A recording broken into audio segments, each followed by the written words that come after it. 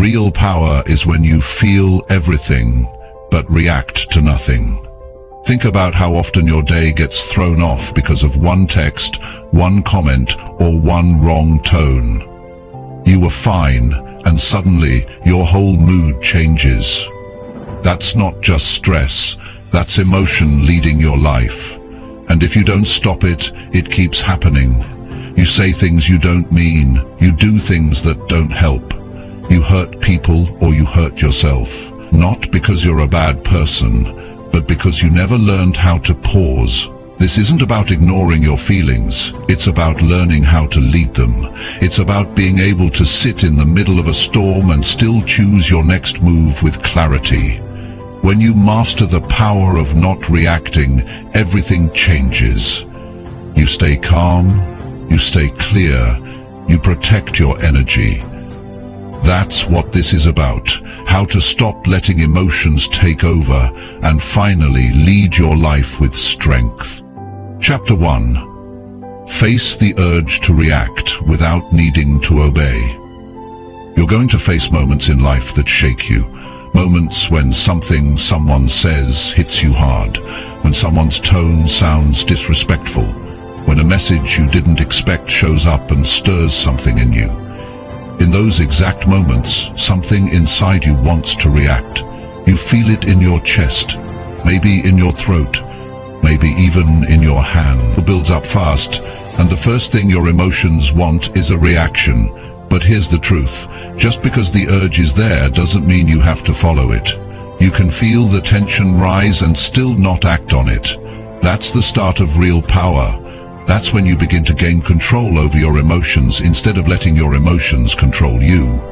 See, the world doesn't teach us how to pause. It teaches us to respond quickly, to defend ourselves, to speak up when we feel challenged, to prove we're right, to fire back if we're hurt.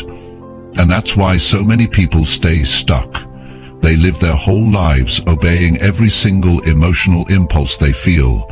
They think their emotions are the truth. But emotions are not facts. They're signals, and signals are meant to be read, not obeyed. There is a space, a very small one, between the emotion you feel and the action you take. Most people ignore that space. Strong people train themselves to use it. The moment something upsets you, there's a split second where you feel the heat, you feel the tension, your thoughts start racing, and in that split second, you have a choice. You can act on the feeling, or you can face the urge, observe it, and not give in. That's what self-control is. It's not about not feeling anything. It's about not being controlled by everything you feel. You have to train your mind to ask the right question in that moment. Not, how do I respond, but do I even need to respond? Not, what should I say back, but is this worth my energy at all? When someone says something offensive, you don't have to answer them. When someone criticizes you unfairly, you don't have to defend yourself. When someone pushes your buttons, you don't have to let them win. And most importantly, when your emotions scream for attention, you don't have to give them the final say. You are not weak for feeling angry. You are not wrong for feeling hurt. Those are real human emotions. But you're stronger when you don't let those emotions run your behavior. Reacting out of emotion gives power to everything around you. Choosing not to react gives power back to you. Now here's the key. You can train this. You can build this like a muscle, but it takes work. It takes awareness. You can start with small things. When someone cuts you off in traffic, when a message online feels disrespectful, when someone talks down to you, feel the emotion rise, but don't obey it. Just sit with it for a moment. Let it be there. Don't run from it. Don't fight it. Just notice it. Feel it fully. Then choose your next move with purpose. That's how real control begins. Not with big dramatic changes, But with small moments of self-awareness, you will feel the need to react, you will feel the pull. But you are not your emotions, you are not your reactions. You are the one watching it all unfold. And that means you're the one who can make a different choice. So many people ruin their peace over things they could have ignored. They argue with people they could have walked away from. They explain themselves to people who already made up their minds. They react out of fear, pride, anger, or insecurity, and all it does is keep them stuck in a loop. A loop where every emotion leads to action, and every action leads to regret. But when you break that loop, when you start facing the urge to react without giving in, you step into a different kind of life. A life where you stay calm under pressure. A life where you walk away with dignity. A life where your peace becomes more important than being right. There is no strength in being loud. There is no strength in being quick to anger. There is strength in knowing how you feel and still choosing not to lose yourself in it. That kind of strength takes practice. It takes patience. But it pays off in every area of your life. You will have better relationships because you're no longer overreacting to small things. You will have more confidence because you're no longer emotionally controlled by other people. You'll think more clearly. You'll act more intentionally. You'll say less and mean more. You'll feel proud of how you handle difficult people. You'll be calm in situations that used to shake you. You'll be still when everything around you is noisy, and people will notice. People respect those who don't react to everything, because it shows maturity, it shows growth, it shows real leadership. And you don't need to be perfect at it. You just need to practice it every day. Maybe today you hold your tongue during an argument. Maybe tomorrow you pause for 5 seconds before you reply. Maybe the next day you walk away instead of staying in the drama. These small wins matter. Every time you choose not to react, you're getting stronger. It's easy to explode. It's easy to lash out. But staying calm, that's real discipline. And discipline is what builds the kind of life most people wish they had. A life where you're no longer controlled by what happens around you, because you've mastered what's happening inside of you. Don't be the person who reacts to everything. Be the one who chooses, the one who decides, the one who keeps control. That's what emotional maturity looks like. That's what real self-respect feels like. It's not about winning every argument. It's about walking away with your peace. You don't need to prove anything to anyone. You don't need to respond to everything that offends you. You don't need to carry the weight of every emotional reaction. You're allowed to feel everything, but you are also allowed to rise above it. The urge to react will always be there, but so will your ability to pause, to reflect, to breathe, to let things pass. And in that pause, in that choice, is where your power lives. You want to change your life? Start right there. Face the urge to react, look it in the eye, and say, "Not this time." That's strength. That's growth. That's how you win. Chapter 2. Let people feel wrong without fixing their view. One of the hardest things for people to do is to let someone believe something wrong about them and not try to fix it. Human beings are wired to want to be understood. We want to be seen clearly. We want to be heard and validated. We want to correct people when they get us wrong. But if you want to grow into a stronger and wiser version of yourself, you need to learn this one thing. Not every misunderstanding needs your time, your words, or your emotional energy. There are going to be people in your life who misunderstand you, people who twist your words, people who judge your actions without knowing your heart. People who assume the worst and never ask questions. And the natural pull is to jump in and explain yourself, to defend your side, to prove them wrong, to show them your intentions were pure. But what you have to understand is this: not everyone deserves that from you. Sometimes people aren't misunderstanding you because they don't know better. Sometimes they're misunderstanding you because it gives them power, or because they're committed to their version of you, or because they have no interest in understanding anything beyond their own view of the world. And trying to change those minds, it drains you. It eats at your peace. It turns your calm into conflict. And most of the time, it doesn't change anything. You don't owe everyone your explanation. You don't need to fix every opinion. If someone wants to see you as the problem, they will, no matter how well you explain your side.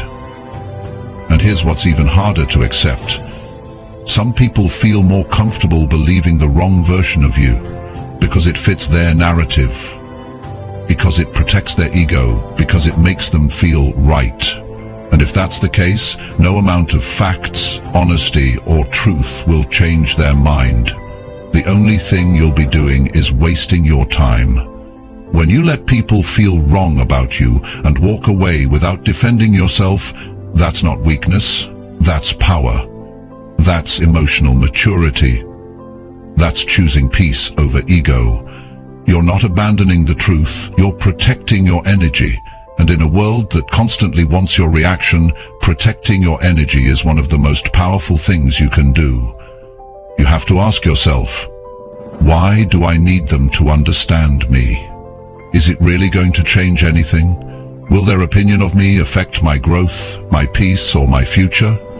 And if the answer is no, you need to learn how to move forward without dragging their view of you with you. You're not responsible for the thoughts other people choose to live with. You're not here to convince everyone you're good. You're here to live with integrity and stay true to your values.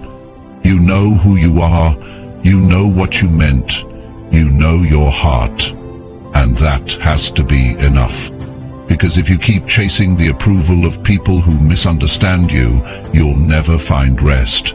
You'll always be performing, always explaining, always correcting, and slowly you'll start to lose parts of yourself in the process. This doesn't mean you stop caring about people. This doesn't mean you never clear things up when it truly matters. It means you learn to tell the difference between a conversation that brings clarity and one that just feeds drama. If someone is ready to listen, if they're coming from a place of openness, if they value the relationship, then sure, have the conversation, speak your truth. But if their mind is already made up, if they're looking to argue, if they're attached to being right, then don't waste your breath. Your peace is more important than someone else's approval. Your growth is more important than their opinion.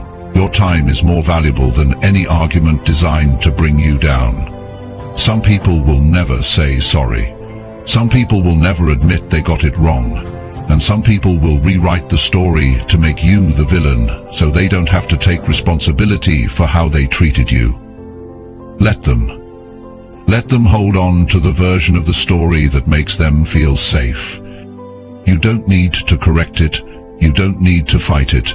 You just need to move on with your head high and your heart clear. Think about how many hours of your life you've spent defending yourself. Think about how many times you've replayed a conversation in your head, trying to come up with the perfect response. Think about how often you've worried about what someone might be saying behind your back. All of that is energy being taken away from the things that actually matter. Your goals, your healing, your future, your self-respect. When you stop needing everyone to see you a certain way, you become free. You stop living in response to other people's opinions. You stop being reactive. You stop chasing approval. And you start choosing peace. You start showing up for yourself. You start showing up for your voice when it counts, not when it's being demanded. You have to remind yourself, Not every battle is worth fighting. Not every opinion is worth addressing. Not every person is worth convincing. And the people who truly matter, the people who care about you, who respect you, who value truth, they will ask questions. They will listen. They won't assume the worst. They will give you room to be human, to be misunderstood, to be more than just their perception. But those who don't, let them go.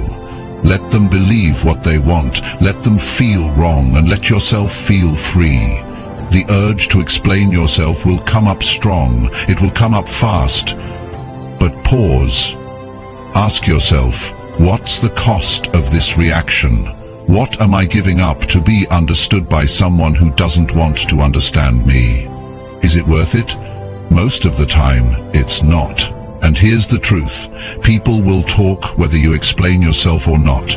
People will judge whether you defend yourself or not. People will create stories whether you clear things up or not. So stop making their opinions your job. That's their mind. That's their business. You stay focused on yours. There is a calmness that comes when you no longer feel the need to be right in everyone's eyes, when you no longer need everyone to see the real you, when you accept that some people will always see you through the filter of their own fear, jealousy, or misunderstanding. You didn't come here to make everyone happy. You didn't come here to be liked by everyone. You came here to grow, to live with purpose, to walk in truth, to become someone you're proud of. And that journey does not require fixing every false idea someone has about you. So walk your path. Be kind, be honest, be strong. And when someone misreads you, misjudges you, or misunderstands you, pause, breathe, and ask yourself if you really need to say anything at all. Most of the time, silence is your strength. Moving forward is your answer, and peace of mind is your reward. Let them feel wrong, and keep doing what's right. Chapter 3. Sit with tension instead of escaping it fast. Most people run from discomfort the moment it shows up. The second something feels off, they reach for something to escape it. Some reach for their phones. Some start talking just to avoid the silence. Some distract themselves with food, noise, or mindless habits. But very few people learn how to just sit with it. To sit with that tight feeling in the chest, the restlessness in the body, the urge to move, to react, to avoid. The truth is, if you want to grow stronger emotionally, you have to stop escaping discomfort and start learning from it. Tension is not the enemy. It's not something to get rid of. It's something to sit with, to understand.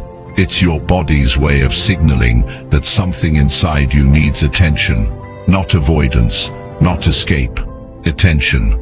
And if you always run from that signal, you'll never deal with the real issue. You'll just stay on the surface. You'll just patch things up. But that tension will come back again and again, until you finally stop and feel it. When you sit with tension, you're not giving in to it. You're observing it. You're letting yourself feel without the pressure to fix it instantly. You're learning to stay calm in the middle of it. And that's where real growth begins. It's in those uncomfortable moments where most people check out. That's exactly where you need to check in. Discomfort teaches you more than comfort ever will. It shows you what you avoid. It reveals where your patience ends.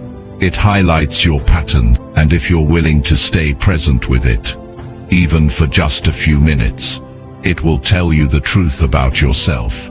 You won't like everything you see. You'll notice how quickly your mind jumps to distractions, how fast you try to fix things, how you try to escape what's hard to feel. But that awareness is powerful, because once you notice it, you can change it. You can train your mind to stay put. You can train your body to breathe through it. You can train yourself to not react the way you used to. You're not weak for feeling tension. You're human. Every single person on this planet feels it. The difference is how they deal with it. Some people avoid it, and they stay stuck. Others face it, and they grow. You get to choose which one you become. When something uncomfortable happens, a difficult conversation, a moment of silence, a thought you don't want to think, pause. Don't reach for anything. Don't rush to change the feeling. Just sit. Notice your breath. Notice where the tension sits in your body. Is it in your stomach, your shoulders, your jaw? Just notice it. Don't try to change it. Don't judge it. Just feel it. This is the space where you build real emotional strength. Because if you can sit with what makes you uncomfortable and not run, not react, not shut down, you're learning how to take your power back. You're learning how to respond with intention instead of escaping with habit. Most of the trouble in people's lives doesn't come from what they feel. It comes from what they do to avoid what they feel. They say things they don't mean. They make decisions they later regret. They act out of panic, stress, or fear. Not because they're bad people, but because they never learned how to sit still in a hard moment. If you train yourself to sit with tension, you'll notice something strange happens. It doesn't stay as long as you think. It's the resistance to it that makes it feel worse. But when you allow it to be there, it often softens. Your mind becomes clearer. Your thoughts slow down. Your heart rate settles. And in that stillness, you begin to see things more accurately. You don't have to solve everything in the same moment you feel it. Sometimes your job is just to feel it and let it pass through. You're not broken because you feel overwhelmed. You're not doing life wrong because you feel pressure. The goal isn't to avoid tension forever. The goal is to not be controlled by it. There's a deep kind of peace that comes when you stop reacting to every uncomfortable feeling. When you don't need to fix it immediately. When you don't need to hide from it. When you can just sit, breathe, and observe. That's the kind of peace that can't be shaken easily. You learn that you're bigger than your emotions, that you're not your stress, that you're not your fears. That tension is just energy. Energy you can hold. Energy you can move through. Energy you don't have to let ruin your day or damage your relationships. This skill changes everything. It changes how you deal with problems. It changes how you handle conversations. It changes the way you experience pain, frustration, confusion, and sadness. Instead of avoiding, you begin to face. Instead of reacting, you begin to listen. Instead of running, you begin to grow. You become the kind of person who doesn't panic under pressure. The kind of person who doesn't lash out when they're uncomfortable. The kind of person who knows how to sit in the middle of discomfort without letting it define them. That's a powerful way to live. Most people live in cycles. They feel tension. They run from it. They feel temporary relief. And then the tension comes back stronger. And each time it comes back, they feel more stuck. But the cycle breaks the moment you sit with the feeling, instead of escaping it. That's where healing begins. That's where strength starts. You have to practice this. It won't feel natural at first. It might feel scary. It might feel awkward, but start with a few seconds. When a tough moment hits, don't avoid it. Just sit, breathe, watch what happens inside you. You'll be surprised at how much you learn. You'll see that your thoughts aren't always true, that your body can handle more than you think, that emotions pass. If you give them space, you'll stop overthinking, because you're no longer avoiding, you're facing. And facing is what builds real confidence. You'll stop needing everything to feel perfect. You'll stop needing instant relief.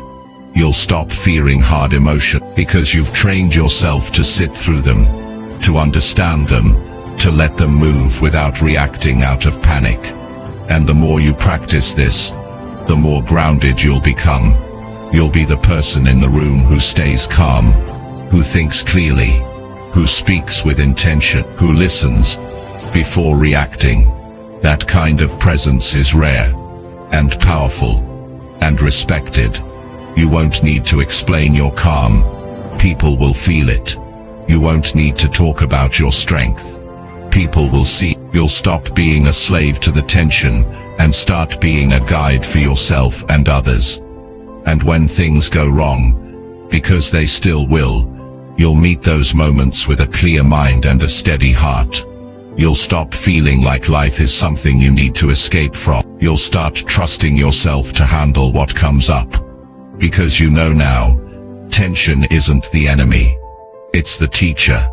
It shows up to reveal, not to destroy.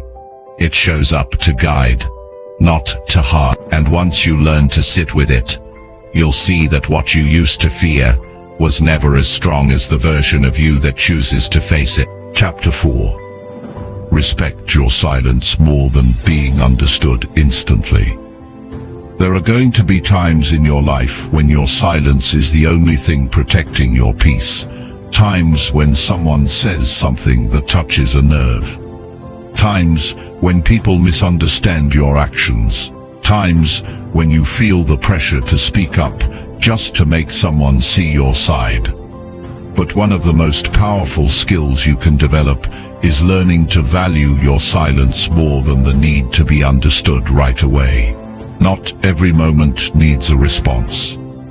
Not every situation requires your voice, and not every misunderstanding deserves your emotional energy.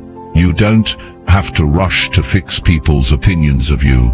You don't need to jump in and explain your every move. You don't owe anyone instant access to your thoughts just because they demand it. Silence gives you something no conversation ever can. Space. And space is where clarity lives. It's where you slow down long enough to see things for what they really are. And in that space, you get your power back. Most people talk because they're uncomfortable with being misunderstood. They think if they don't explain themselves right away, they'll lose control of the situation. But the truth is, chasing understanding too fast often makes things worse. It leads to over-explaining. It leads to saying things you didn't really mean. It leads to reacting from emotion rather than thinking things through. That's not control. That's fear, wearing the mask of urgency. When you learn to sit in your silence, you stop giving away your emotional energy so easily. You stop feeling the need to be right in the moment. You stop needing to control what others think. And you begin to respect your inner world more than the outside noise. That's a powerful shift.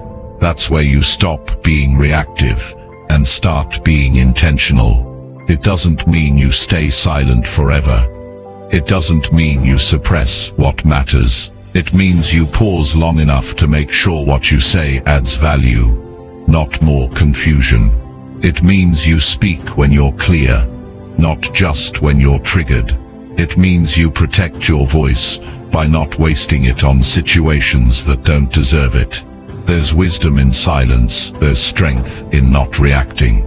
There's discipline in holding back when every part of you wants to jump in. But that's where your growth lives.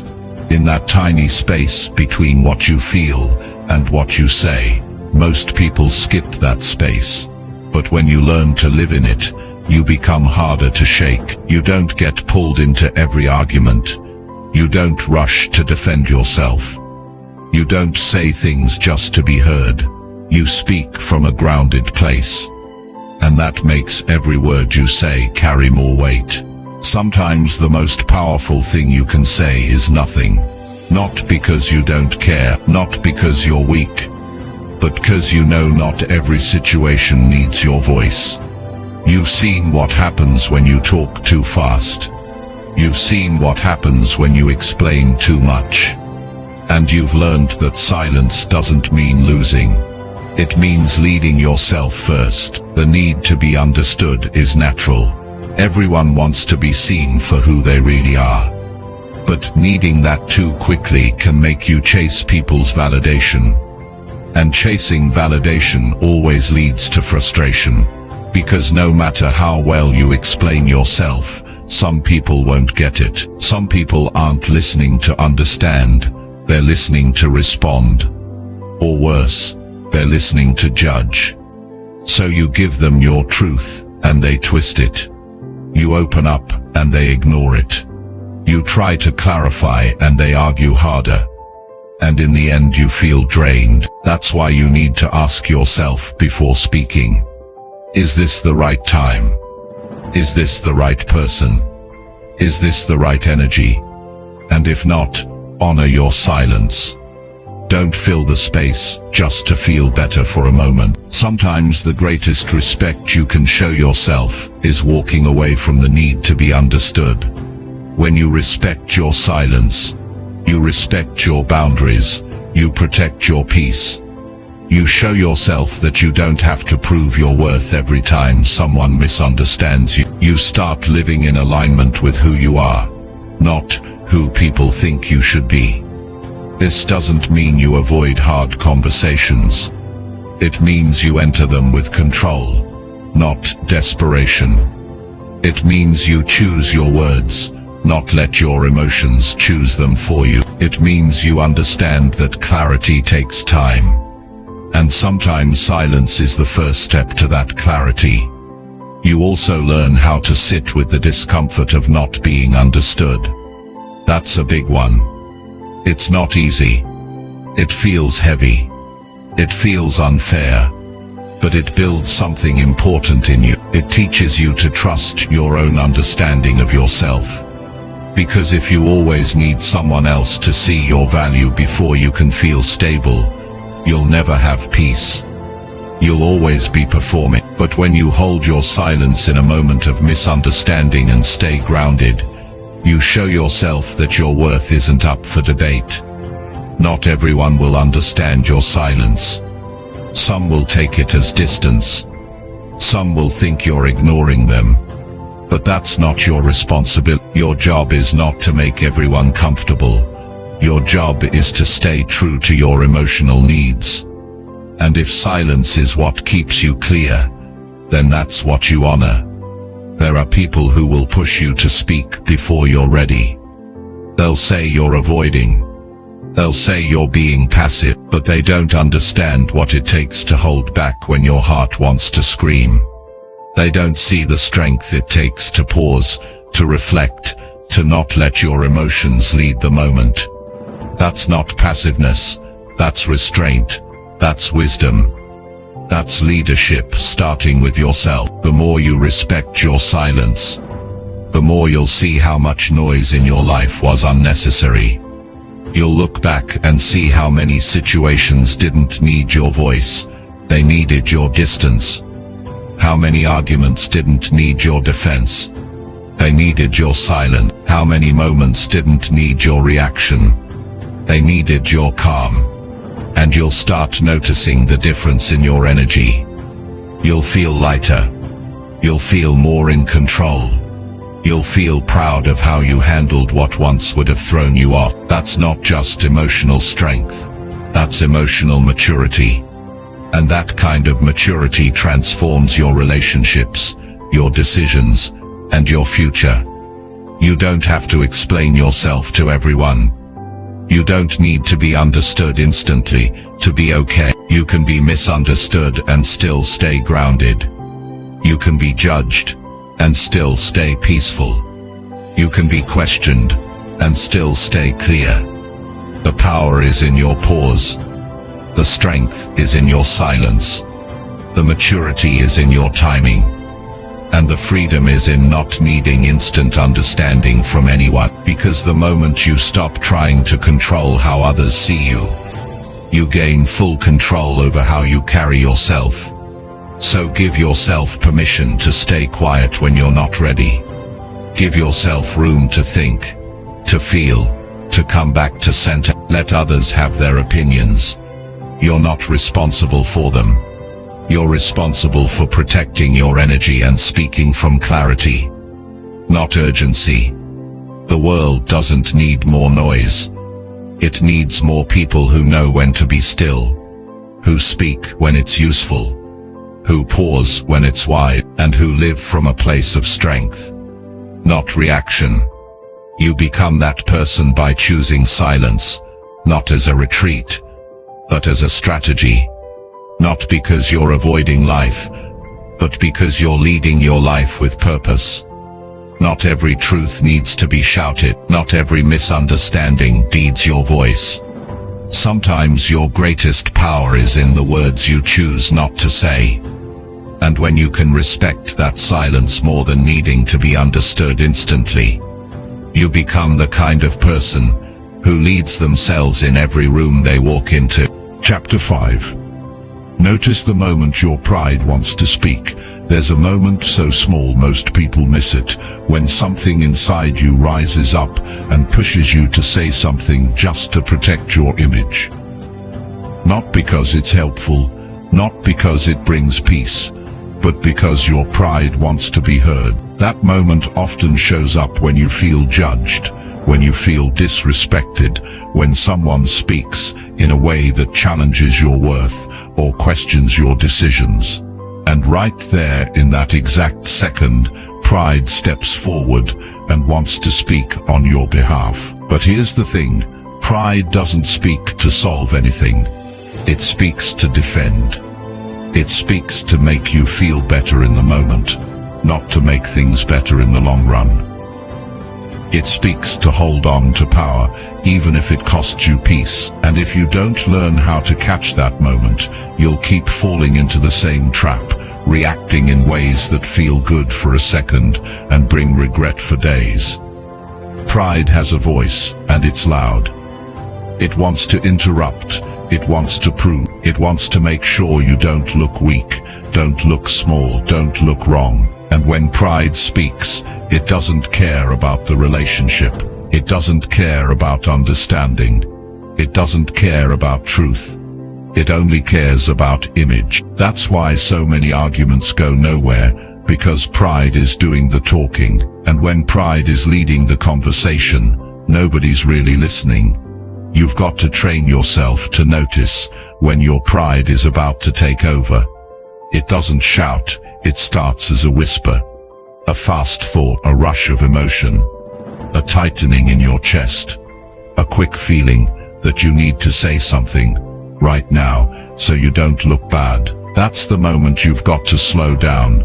That's where your power is, not in speaking, but in recognizing. When you feel that urge rising up, pause and ask yourself, why do I need to say this? Is it because it's true and helpful? Or is it just my pride trying to win? If it's pride, you've got a choice. You can let it speak and feed the conflict, or you can step back, hold your ground in silence, and let the moment pass without losing your peace. It takes emotional strength to sit with your pride and not obey it. It takes clarity to see that just because you feel the need to respond doesn't mean the response is necessary. And most of all, it takes maturity to value your long-term peace over your short-term ego. Pride always wants the last word. It wants to be right, but being right doesn't always make things better. It doesn't always make you stronger. In fact, it often leaves you more frustrated, more drained, more disconnected, because in the process of trying to win the moment, you lose the bigger picture.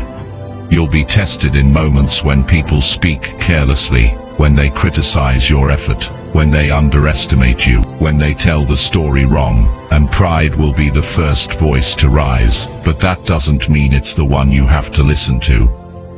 Notice how pride turns small things into big fights, how it makes you say things you didn't plan to say, how it keeps you stuck in cycles of conflict and regret. And the more aware you become of it, the more power you gain over your responses. There's strength in silence, there's power in pausing, there's wisdom in letting your pride speak only inside your mind, but not out loud. You can hear it without giving it the microphone. You can acknowledge it without letting it lead the way. Because real confidence doesn't need to shout. It doesn't need to prove anything. It knows when to speak and when to stay quiet. It knows when to defend, and when to let things go. It knows that not every comment deserves a response, and not every opinion needs to be corrected. And that's where your peace starts to grow.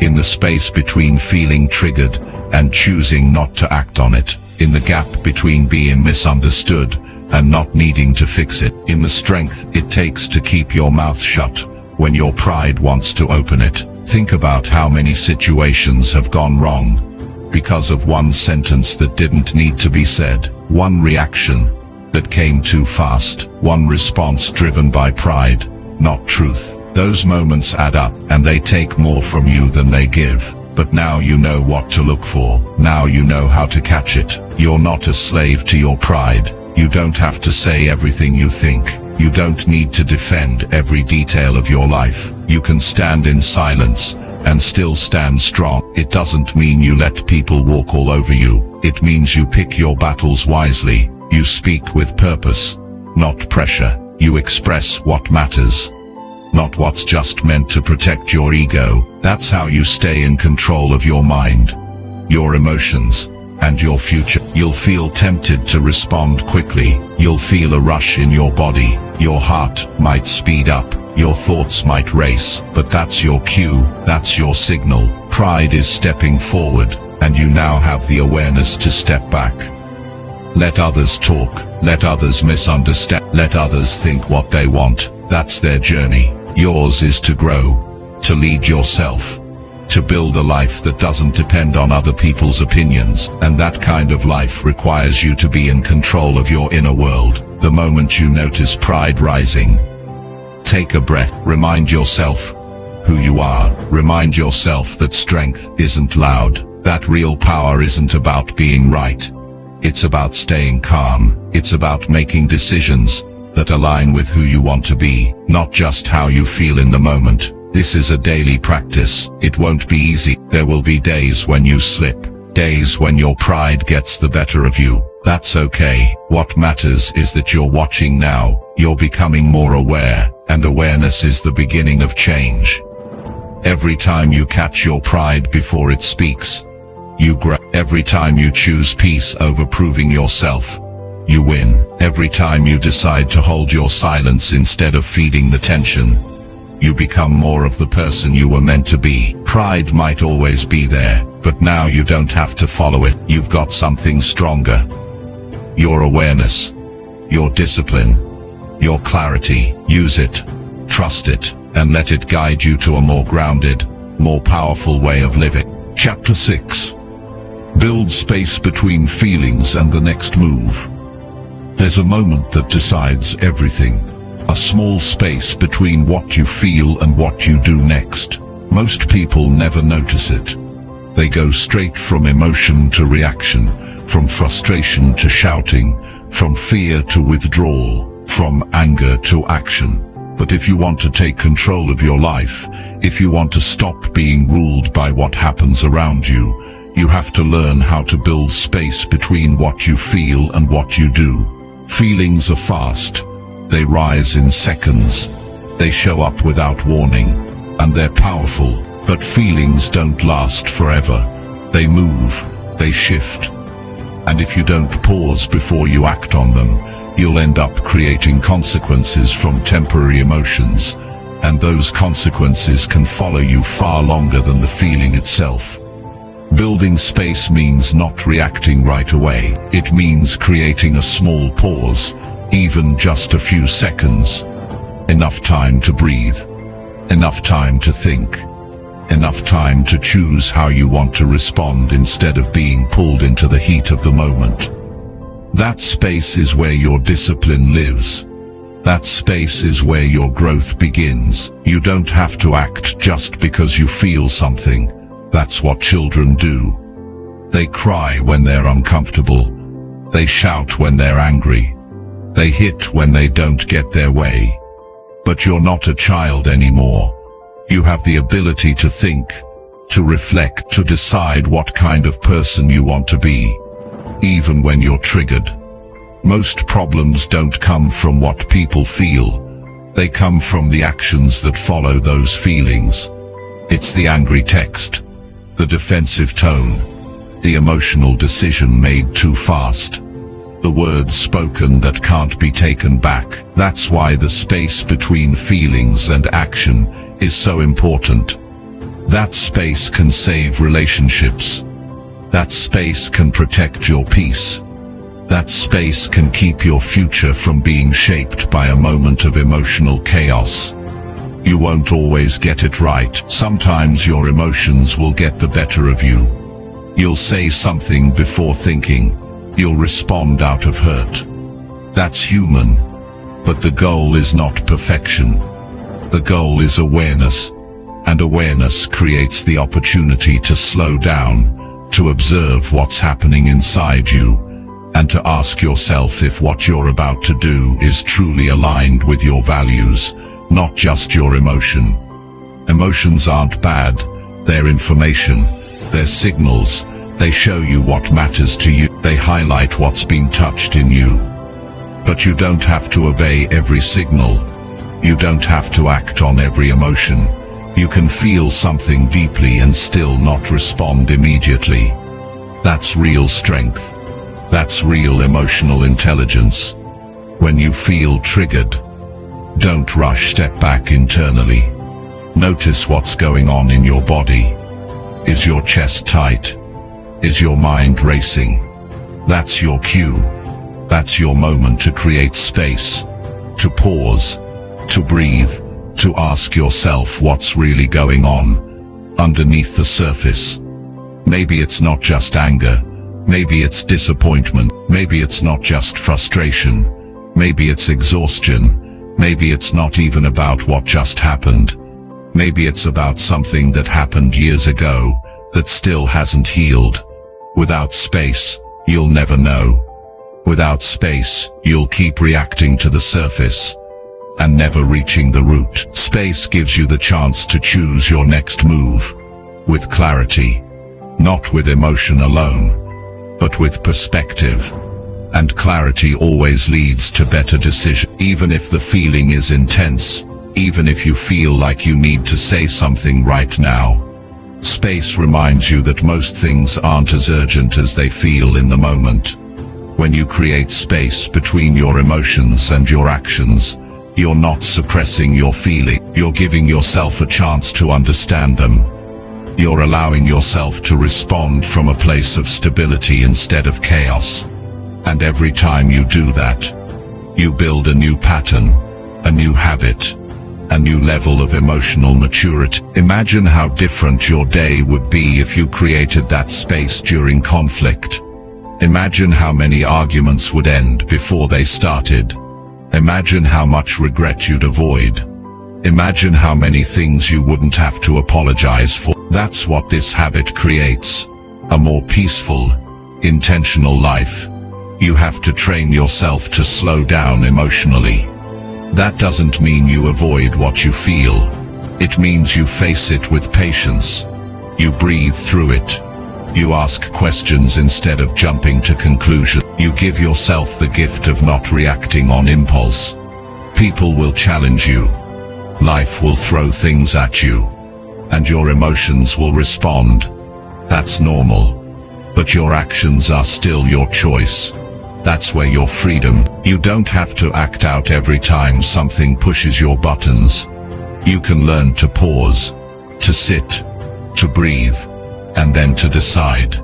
This practice doesn't just help you stay calm, it helps you understand yourself. You begin to see your emotional triggers more clearly. You notice the pattern. You learn what situations affect you the most. And from that awareness you start to grow. You don't just manage emotions. You master them. You don't just avoid conflict. You learn how to navigate it with wisdom. And the more you practice this, the stronger you get. You'll notice you don't get pulled into every little disagreement. You'll feel more stable even when life feels messy. You'll become the person who others trust in tense situations, because they know you won't react with drama. You'll be known for your steadiness, and steadiness is a rare and valuable strength. This is what leadership looks like. Not control over others, but control over yourself, leading your emotions, leading your reactions, leading your choices. And it all starts in that small space between feeling and action. You don't need to explain yourself to every opinion. You don't need to correct every misunderstanding. You don't need to say something every time you feel hurt. Sometimes the strongest thing you can do is pause, observe, and keep your power. Think of that space as your shield. It protects your peace.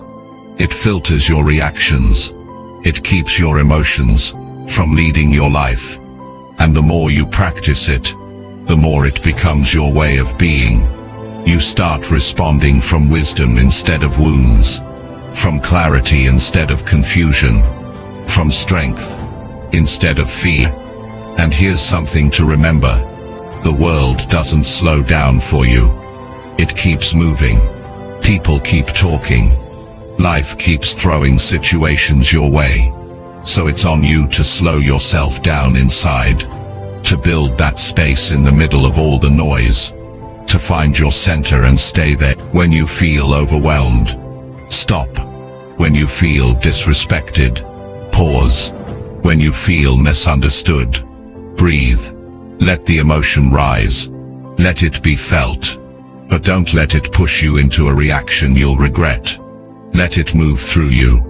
Let it teach you. Let it remind you that you're in control of what happens next. That's where your transformation begins. In that quiet space where nothing has happened yet, but everything can change.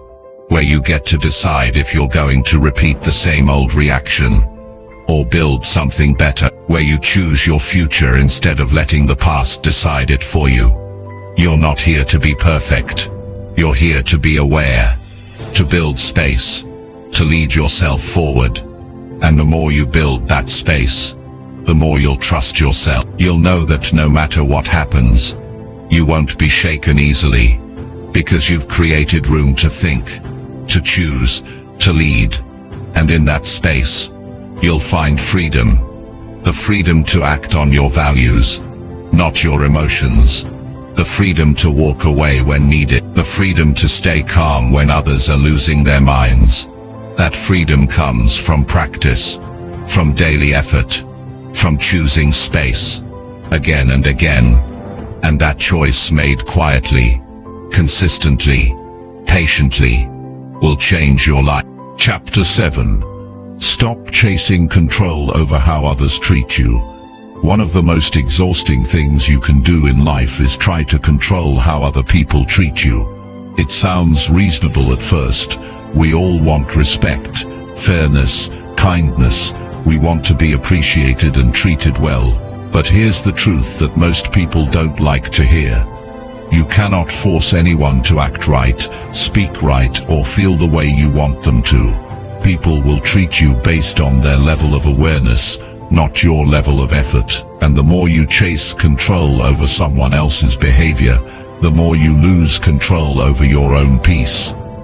You can communicate clearly, you can set healthy boundaries, you can show up with integrity.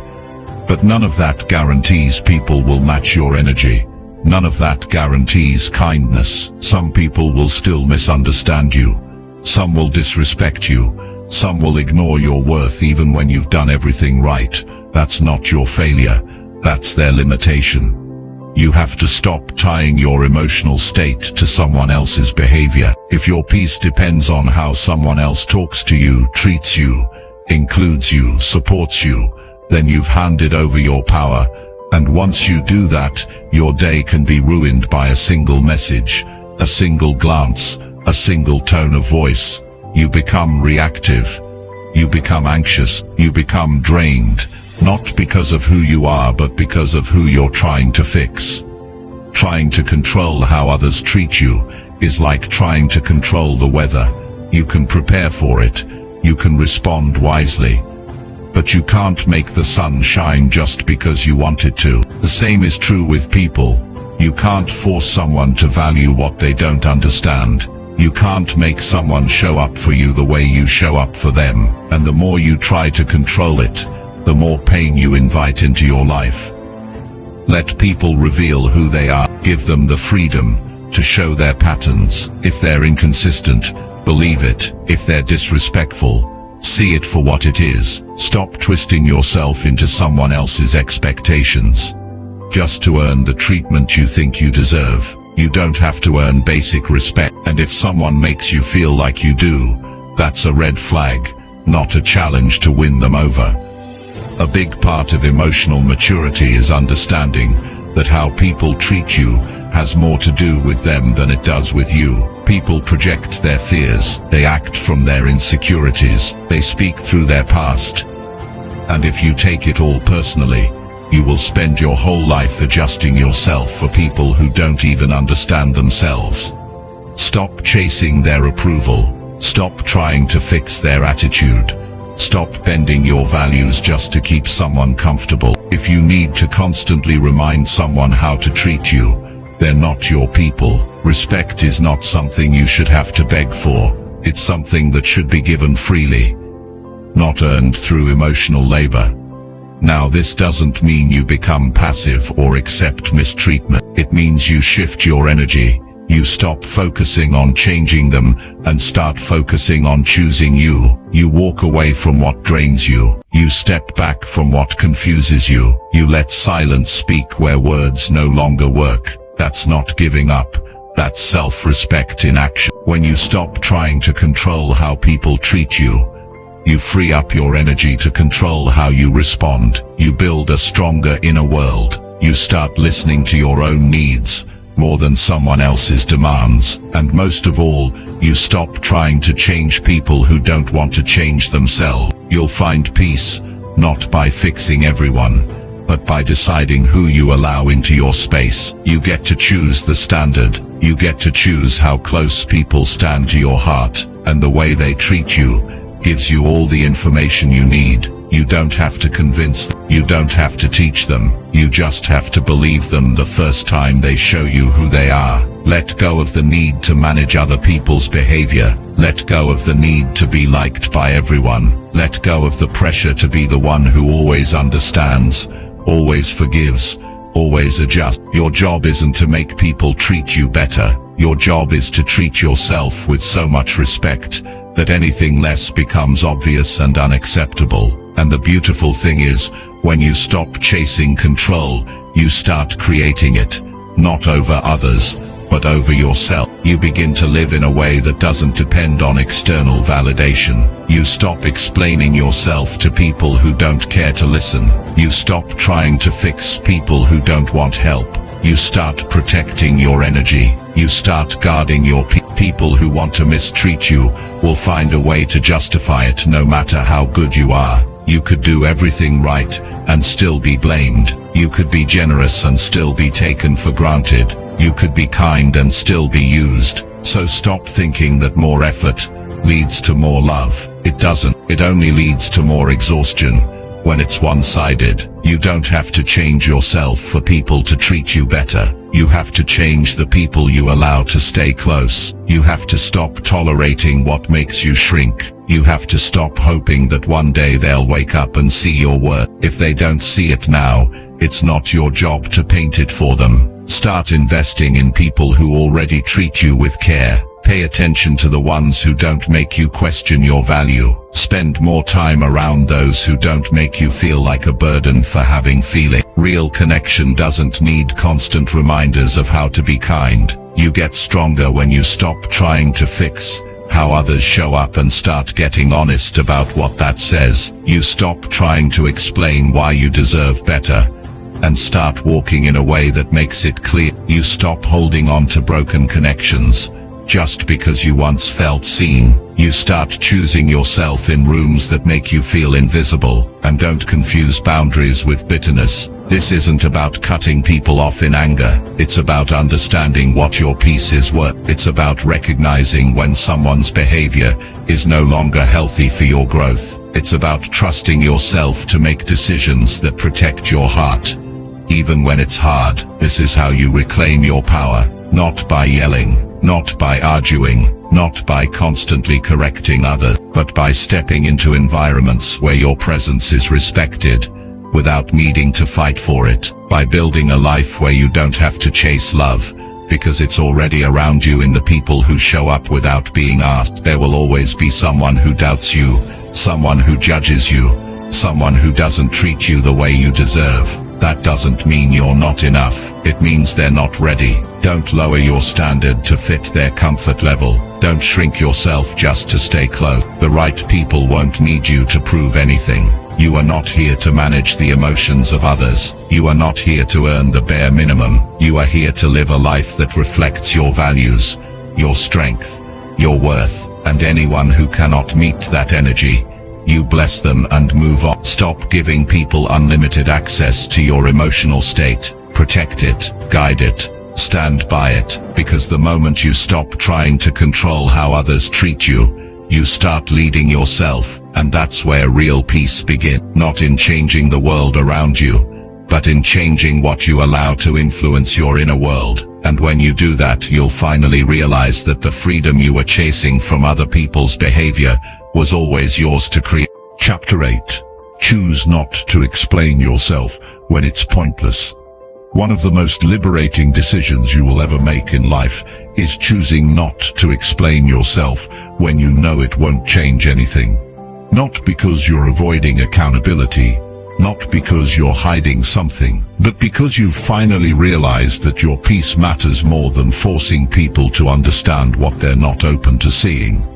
You reach a point where you understand that your energy is limited, and every time you explain yourself to someone who already made up their mind, you give away a part of that energy you will never get back.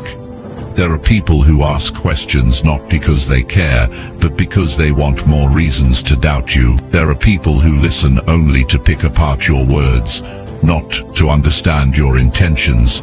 And there are people who, no matter how carefully you explain, will still hold on to their version of the story. When you recognize that, you stop chasing clarity from those who live in confusion by choice. Some conversations are worth having, some aren't. Wisdom is knowing the difference. You don't owe everyone an explanation, especially when the goal isn't resolution but control. Especially when it's not about learning, it's about winning. Some people ask why, not because they want insight, but because they're ready to argue with whatever you say. And when you feel that coming, it's not weak to say nothing. It's why, when you stop explaining yourself to people who are not really listening, you reclaim a part of yourself. You no longer feel the pressure to prove, to convince, to defend your every move. You breathe deeper. You feel stronger. You begin to live for truth, not approval, because explaining yourself only works when the person on the other side is actually open to hearing, open to caring, open to letting go of their assumptions. There's a kind of exhaustion that comes from over-explaining. It leaves you drained. It leaves you second-guessing yourself. It keeps you stuck in cycles of trying to manage someone else's thoughts. But that's not your job. You're not responsible for fixing someone's opinion. You're responsible for living with integrity and letting that speak for itself. If someone misunderstands you and you've done your part to be clear, then you've done enough. Beyond that, it's out of your hands. And it's a waste of your time to keep revisiting a situation just to feel seen by someone who doesn't want to see you clearly. When you hold back from explaining, at first it feels uncomfortable. You feel the urge to defend. You want to make things right, but over time, that discomfort turns into clarity. You realize that your silence is not weakness, it's a boundary. It's you saying, I'm not going to spend my life trying to be understood by people who don't value understanding. You begin to say less and live more. You begin to walk away from conversations that go in circles. You begin to trust that your actions will show more than your words ever could, and you learn to be okay with being misunderstood, not because you don't care, but because you finally care more about your emotional health than about someone else's opinion. Sometimes explaining yourself is the fastest way to lose your inner peace, because it forces you into conversations where you're not safe, where your words are twisted, where your words are twisted, where your intentions are questioned. And instead of walking away feeling lighter, you walk away feeling smaller. Not everyone has earned access to your thoughts. Not everyone deserves to hear your why. Your peace doesn't need to be defended. It needs to be protected. And when you start choosing to protect it, everything changes. You become calmer. You start listening more. You stop reacting to every accusation. You stop giving emotional access to people who only want to use your openness against you. You also start paying attention to your patterns. You start asking yourself, why do I feel the need to explain this? Is it coming from clarity? Or is it coming from insecurity? Is this explanation helpful? Or is it just me trying to be liked? These questions keep you honest. They help you see when you're explaining from strength and when you're explaining from fear. You will feel the pull to explain yourself in moments of pressure. When someone questions your decision, when someone misreads your silence, when someone labels you without knowing your story, that pull will be strong. But just because you feel it doesn't mean you have to follow it. You can sit with it. You can breathe through it. You can let it pass. And what you'll notice is that the people who really care, the ones who matter, they don't need long explanations. They already understand your heart. They already know your character. And when they don't, they ask with humility, not judgment. They give you space. They listen. They don't demand instant clarity. And those are the people who are worth your effort. But the ones who question your motives, ignore your history, and press you for answers just to feel right. You don't need to explain yourself to them. That's not growth. That's a trap. And every time you fall into it, you shrink a little. You lose a little of your clarity. But when you step back, when you say less, when you hold your ground in silence, that's when you rise. You learn that silence doesn't always mean avoiding. Sometimes it means protecting. Sometimes it means choosing not to argue with someone's version of you. Sometimes it means respecting yourself enough to not waste another minute justifying what you know is true in your heart. You are not here to meet everyone's expectations. You're here to live in alignment with your values, to move with purpose, to make decisions that support your peace. And if someone can't understand that, no explanation will ever be enough. Stop explaining why you need space. Stop explaining why you've changed. Stop explaining why you chose your path. If it matters, your life will show it. If they care, they will understand it. And if they don't, your silence is still the right choice. You gain confidence every time you resist the need to explain what doesn't need explaining. You become lighter when you drop the pressure to make everyone agree with your decision. You start walking in freedom when you realize that not every misunderstanding needs your time. There's a deep kind of power in being okay with people not getting you. It means you're free. It means your identity isn't built on outside approval. It means you're standing on a foundation that no one can shake with a question or a doubt. Live in such a way that you don't need to explain your every move. Be so rooted in your intention that silence feels stronger than explanation. Trust that your truth will speak, even if your words don't. And when it's pointless to explain, don't. Because the peace you'll feel from protecting your energy will always be more valuable than the temporary comfort of being understood by someone who never truly listened in the first place. Chapter 9. Hold your energy when the world pulls it out.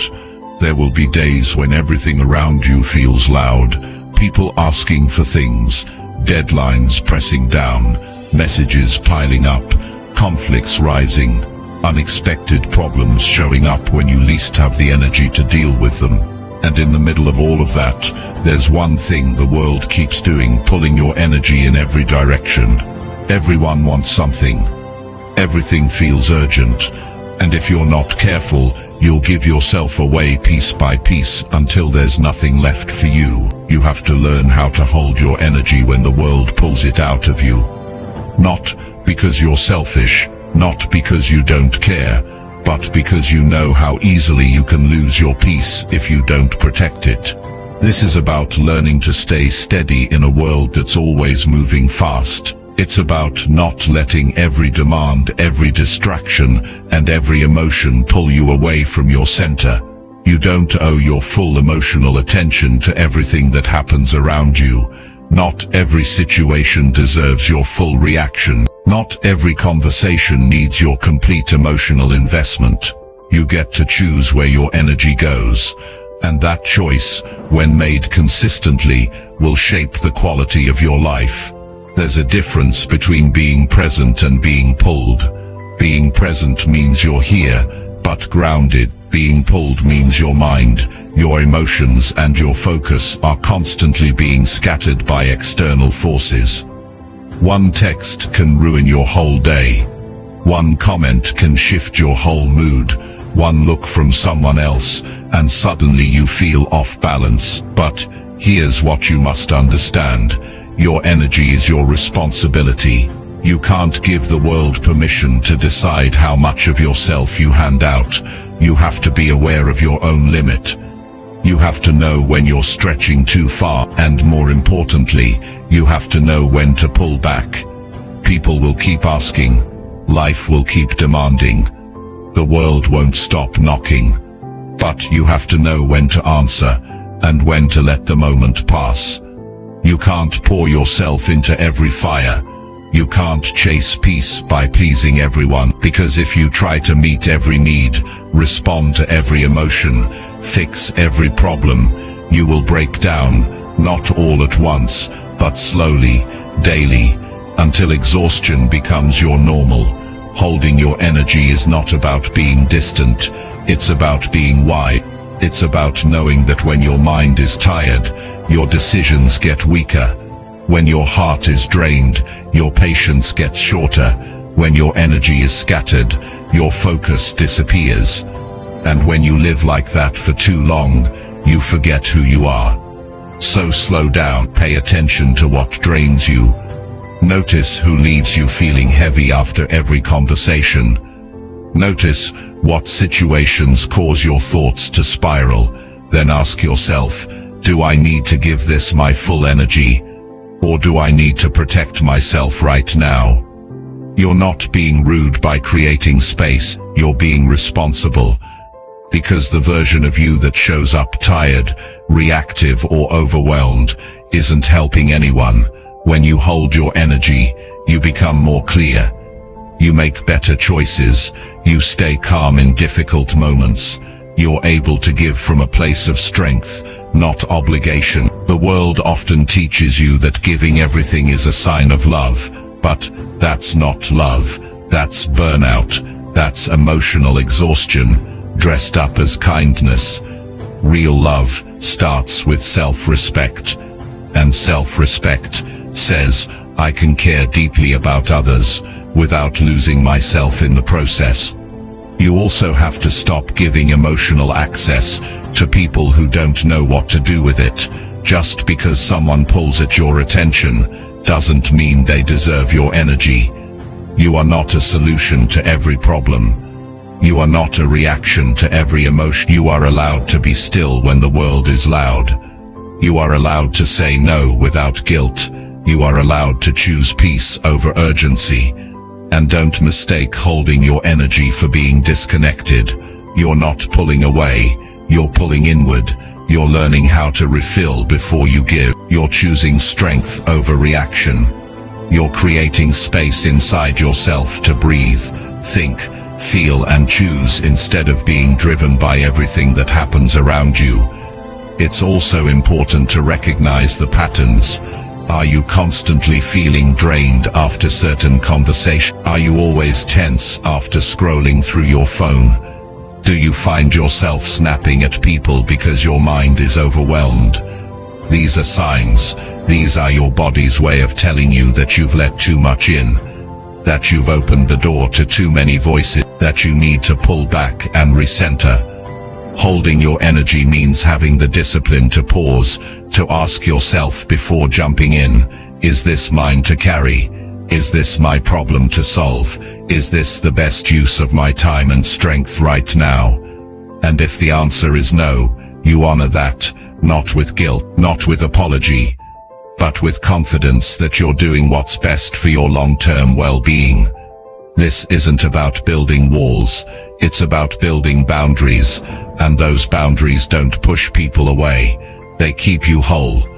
They remind you that you matter too, that your needs are valid, that your rest is necessary, that your presence is more powerful when it's not stretched too thin. The world will always be full of noise, but you don't have to match its volume. You don't have to be available every second.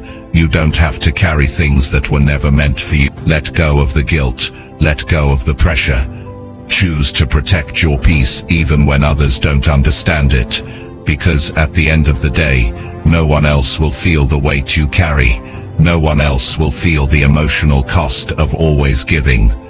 Only you will wake up tired in your soul. Only you will feel scattered in your mind. So do the responsible thing. Step back when you need to. Stay quiet when it helps. And hold your energy like it's your most valuable currency. Because it is. You'll start to notice the difference. You'll notice how much clearer your thoughts become. How much more stable your emotions feel. How much more present you are with people who actually matter. And most of all, you'll start to recognize yourself again, not the version that's always running around trying to keep up, but the version that's calm, clear, strong and centered. That version of you exists, but it can only come forward when you stop giving your energy to everything and start choosing what truly deserves it. The world will still spin, problems will still arise, people will still have expectation, but you will no longer be pulled in 100 directions by all of it, because you've made a decision to hold your energy, not out of fear, but out of wisdom, not out of withdrawal, but out of strength, not because you don't care, but because you finally care enough about yourself to stop pouring from an empty cup. Chapter 10. Decide to lead yourself before emotions lead you. Every day you wake up, one question is already waiting for you. Who's going to lead your life today? You or your emotions? That choice might seem small, but it's the difference between building a life that's grounded in direction and discipline, or one that's constantly reacting to whatever feeling shows up. Emotions are part of being human. You will feel anger, sadness, excitement, fear, doubt, frustration, hope. Sometimes all in one day. But those emotions are not built to lead you. They are meant to be noticed, understood, and managed. You were never meant to follow every emotional wave. You were meant to lead yourself through them. Deciding to lead yourself means you take full responsibility for your reactions. You stop blaming your mood, your circumstances, or other people for how you show up. You realize that feelings are real, but they are not permanent. They pass, they change, and they often lie. If you let your emotions make your decisions, you'll keep changing direction every time something gets hard or doesn't feel good in the moment. You'll quit things you actually want. You'll damage relationships you care about. You'll say things that don't match who you are. Not because you're a bad person, but because you didn't pause long enough to lead yourself first. The world is full of people who never learned how to lead themselves. They let frustration guide their words. They let fear decide their choices. They let insecurity shape their actions. And then they look around wondering why their life feels out of control. But the truth is, it's not the world, it's what they're allowing inside. They've handed the steering wheel to whatever feeling happens to be strongest that day. And the longer you live like that, the more out of alignment your life becomes. Leading yourself means you don't wait until everything feels perfect to act. You do what needs to be done even when you don't feel like it. You stay calm even when your mind wants to panic. You keep your standards high even when your emotions try to drag them low. That's not cold. That's not robotic. That's maturity. That's strength. That's leadership.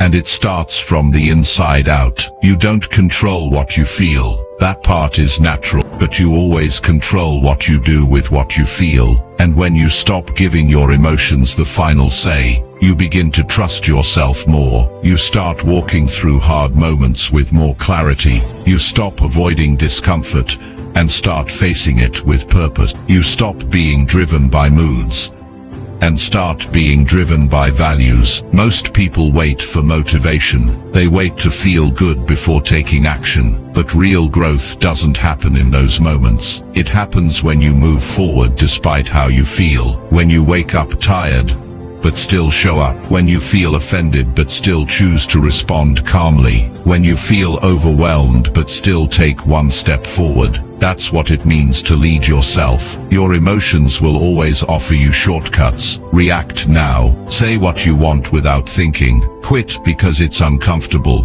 Blame others. Avoid the hard thing. But leadership says, pause, breathe, think, choose. Ask yourself what kind of person you want to be, and act like that. Not based on your current emotion, but based on your long-term vision. You don't build a strong life by obeying every emotional impulse. You build it by staying steady when everything inside you wants to escape. You build it by doing the right thing when the easy thing feels better. And every time you choose to lead yourself in those moments, you become a little more confident, a little more stable, a little more aligned with who you really are. Emotions are temporary, but their consequences can be permanent. One decision made in anger, one conversation spoken in frustration, one opportunity missed because of fear. All of these moments add up. But when you lead yourself, you start to slow things down. You start asking better questions. What matters most right now? What's the outcome I actually want? Is this emotion helping or hurting? And based on those answers, you make a decision that reflects your strength, not your stress. People will say things that trigger you. Life will challenge you. Your plans won't always go smoothly. But if your inner world is led by discipline instead of emotion, you stay clear. You stop being shaken by everything around you. You stop falling for the same emotional traps, and you start building something that actually lasts. It doesn't mean you stop feeling. It means you feel deeply and still act wise. It means you give yourself space to process without letting your emotions push you into reactions you'll regret. It means you respect your feelings, but you don't let them run your life. When you start leading yourself, you stop being so easily influenced by the moods of others. You stop being dragged into every emotional storm. You recognize that someone else's bad day doesn't have to become yours. That someone's anger doesn't require your reaction. That someone's opinion doesn't have to shake your confidence. You begin to live from the inside out, not the outside in. And that shift gives you power, because the truth is, the strongest people aren't the ones who feel the least. They're the ones who feel everything but still make wise decisions. They're the ones who know when to step back, when to speak, when to let go, and when to hold the line. They don't let the emotion of the moment destroy the foundation they've spent years building. Leadership is not about being in control of everything. It's about being in control of yourself, even when everything around you feels out of control. It's about making decisions that align with your values, not your moods. It's about building a life that you don't have to escape from when things get hard. Every time you choose to lead yourself first, you grow stronger. You start to develop trust with yourself. You begin to believe that no matter what comes up, you can handle it without losing yourself. And that belief creates confidence. Not a loud, flashy confidence, but a quiet, deep kind that can't be shaken easily. You'll start noticing the difference in your relationship. You'll communicate more clearly. You'll handle tension with calm. You won't need to win every argument. You won't have to prove your worth, because when you lead yourself, your presence speaks for you. Your actions carry more weight. Your decisions inspire trust, not because they're perfect, but because they're made with clarity, not chaos. There's something powerful about being able to say, I feel frustrated, but I'm not going to act on it right now. Or, I feel scared, but I'm going to keep moving. Or, I feel misunderstood, but I'm going to stay grounded. That's what real leadership looks like. And it doesn't start with managing others. It starts with managing your own mind. Make it a daily habit. Every morning remind yourself, emotions will come, but doubts will rise, but I decide, pressure will build, but I choose my next step. And the more you practice this, the more natural it becomes. You stop needing to control everything around you, because you've built strength within you. This is how you take control of your life, not by controlling your feelings, but by refusing to let them control you, not by avoiding hard emotions, but by walking through them with discipline, not by being unaffected, but by being grounded in something deeper than how you feel in the moment. That's what it means to lead yourself, to look emotion in the eye, respect its presence, and still choose your path with strength and wisdom. Not every day will be easy, but every day is another chance to show up, stay steady, and build a life that's led from within.